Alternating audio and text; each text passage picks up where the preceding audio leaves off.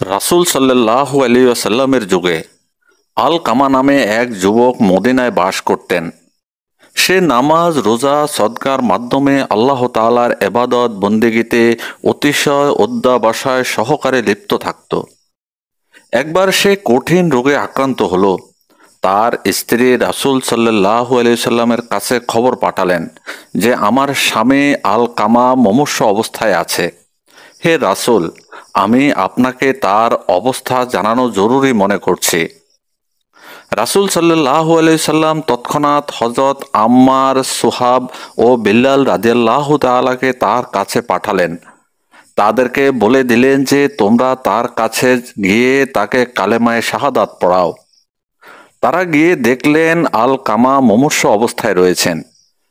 তাই তারা তাকে লা ইলাহা ইল্লাল্লাহ পড়াতে চেষ্টা করতে লাগলেন, কিন্তু সে কোনো মতে কালেমা উচ্চারণ করতে পারছিলেন না। অগত্য তারা রাসূল সাল্লাল্লাহু আলাইহি সাল্লামকে খবর পাঠালেন যে আল কামার মুখে কালেমা উচ্চারিত হচ্ছে না। যেই ব্যক্তি এই সংবাদ নিয়ে গিয়েছিলেন তার কাছে রাসূল সাল্লাল্লাহু আলাইহি সাল্লাম জিজ্ঞেস করলেন, আল কামারের পিতা মাতার মধ্যে কেউ কি জীবিত আছে? সে বলল, হে রাসূল, তার কেবল বৃদ্ধা মা বেঁচে আছেন। রাসূল সাল্লাল্লাহু আলাইহি সাল্লাম তৎক্ষণাৎ তাকে আল কামারের মায়ের কাছে পাঠালেন এবং বললেন, তাকে গিয়ে বলো যে তুমি যদি রাসূল সাল্লাল্লাহু আলাইহি সাল্লামের কাছে যেতে পারো তবে চলো, নচেত অপেক্ষা করো, তিনি তোমার সাথে সাক্ষাৎ করতে আসছেন। সেই ব্যক্তি দ্রুত আলকামারের মায়ের কাছে উপস্থিত হয়ে রাসূল সাল্লাল্লাহু আলাইহি সাল্লাম যা বলেছিলেন তা বর্ণনা করলেন। আলকামারের মা বললেন, রাসূল সাল্লাল্লাহু আলাইহি সাল্লামের জন্য আমার প্রাণ উৎসর্গ হোক, তার কাছে বরং আমি নিজেই যাব। বৃদ্ধা লাঠি ভর দিয়ে রাসূল সাল্লাল্লাহু আলাইহি সাল্লামের কাছে এসে সালাম করলেন। রাসূল সাল্লাল্লাহু আলাইহি সাল্লাম সালামের জবাব দিয়ে বললেন, ওহে আলকামারের মা, আমাকে আপনি সত্য কথা বলবেন। আর যদি মিথ্যা বলেন তবে আল্লাহর কাছ থেকে আমার কাছে ওহী আসবে। বলুন তো আপনার ছেলে আল কামার স্বভাব চরিত্রে কেমন ছিল? বৃদ্ধা মা বললেন, হে আল্লাহর রাসূল, সে প্রচুর পরিমাণ নামাজ ও রোজা সদকা আদায় করত।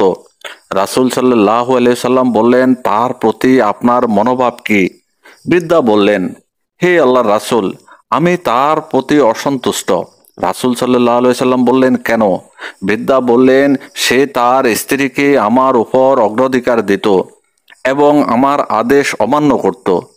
রাসূল সাল্লাল্লাহু আলাইহি সাল্লাম বললেন, আলকামারের মায়ের অসন্তোষ হেতু কালেমা উচ্চারণে আলকামার জিহ্বা অরুষ্ট হয়ে গেছে।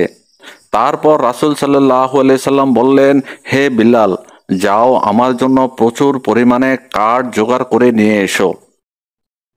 বৃদ্ধা বললেন, হে আল্লাহর রাসূল, কাঠ দিয়ে কি করবেন?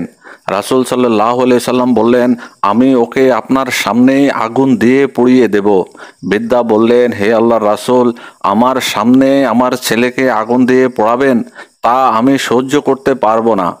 রাসূল সাল্লাল্লাহু আলাইহি সাল্লাম বললেন, ওহে আলকামারের মা, আল্লাহর আযাব এর চেয়েও কঠোর এবং দীর্ঘস্থায়ী। এখন আপনি যদি চান যে আল্লাহ আপনার ছেলেকে মাফ করে দিক, তাহলে তাকে আপনি মাফ করে দিন এবং তার উপর সন্তুষ্ট হয়ে যান। নচেত যে আল্লাহর হাতে আমার প্রাণ, তার কসম, যতক্ষণ আপনি তার উপর অসন্তুষ্ট থাকবেন ততক্ষণ নামাজ, রোজা, সদকা দিয়ে আলকামারের কোনো লাভ হবে না, কোনো উপকারই হবে না। এই কথা শুনে আলকামারের মা বললেন, হে আল্লাহর রাসূল, আমি আল্লাহকে, আল্লাহর ফেরেশতাদেরকে এবং এইখানে যে সকল মুসলমান উপস্থিত তাদের সকলকে সাক্ষী রেখে বলছি, আমি আমার ছেলে আলকামারের উপর সন্তুষ্ট হয়ে গিয়েছি এবং তাকে মাফ করে দিয়েছি। রাসূল সাল্লাল্লাহু আলাইহি সাল্লাম বললেন, ওহে বিল্লাল, এবার আলকামারের কাছে যাও, দেখো সে লা ইলাহা ইল্লাল্লাহ বলতে পারে কিনা। কেননা আমার মনে হয় আলকামারের মা আমার কাছে কোনো লাজ লজ্জা না রেখে যথাযথ সত্য কথাই বলেছে। হযরত বিল্লাল রাদিয়াল্লাহু তাআলা তৎক্ষণাৎ গেলেন। শুনতে পেলেন ঘরের ভিতর থেকে আলকামার উচ্চ সুরে উচ্চারণ করছে লা ইলাহা ইল্লাল্লাহ, অতঃপর বেল্লাল গৃহে প্রবেশ করে উপস্থিত জনতাকে বললেন, শুনে রাখো, আলকামারের মা অসন্তুষ্ট থাকার কারণে সে প্রথমে কালেমা উচ্চারণ করতে পারেনি। পরে তিনি সন্তুষ্ট হয়ে যাওয়ার পর তার জিহ্বা কালেমা উচ্চারণে সক্ষম হয়েছে। অতঃপর আলকামার সেই দিনেই মারা যায় এবং রাসূল সাল্লাল্লাহু আলাইহি সাল্লাম নিজে উপস্থিত হয়ে তার গোসল ও কাফনের নির্দেশ দেন, জানাজার নামাজ পড়ান এবং দাফনে শরীক হন।